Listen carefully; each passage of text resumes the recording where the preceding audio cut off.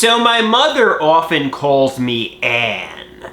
I'm not sure if she's calling me Anne Frank and she's mockingly saying my social media content is like the Diary of Anne Frank, or if she's calling me Annie the foster child, it's the hard knocks life, that.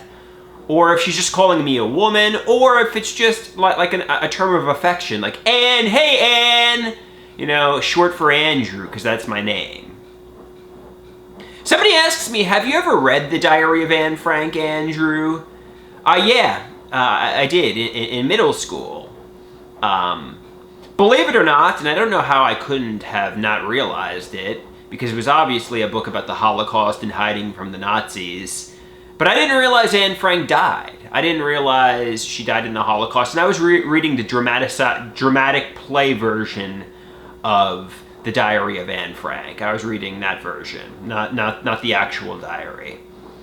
And I remember when we got to the end, the Nazis come, they, capture the Franks, they get put into the death camp and die, and, I guess Otto Frank, goes back and reads Anne Frank's diary, after she died in the Holocaust. And she says, even after everything, I still like to imagine people are good at heart or have good intentions. People aren't monsters, something to that effect.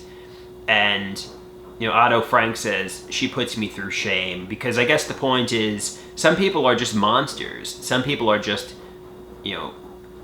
just evil, despicable people. And I remember when I discovered Anne Frank had died, I was so bummed. I was so depressed. I didn't realize it was going to happen. And I was so depressed, the next few periods. It really ruined that day. Because, Anne Frank put a human face to the Holocaust. She put a human face of an innocent child.